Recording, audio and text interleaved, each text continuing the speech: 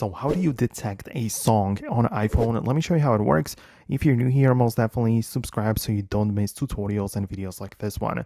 So actually you have like more ways to do it, but by far the best way for me is to utilize the Shazam and the shortcut for it. So usually I just go to the control center like this and I have the toggle ready, but you can add it by clicking the plus button, add a control, and then from the toggles which appear, look up the music related. So there's a recognized music controller or button there. So this just means that whenever you want to detect a song, you're gonna go to the control center like that, press this Shazam button, and the iPhone will start listening to these songs. Make sure that the microphone is like closer to the speaker or that it can actually hear it, and it will then be able to detect the song.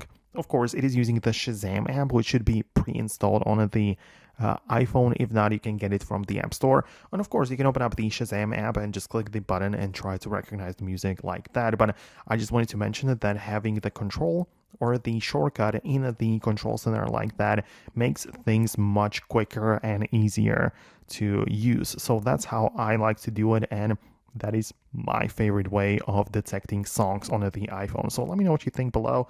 Most definitely subscribe for tutorials and videos like this one, and I'll see you later in the next videos as well.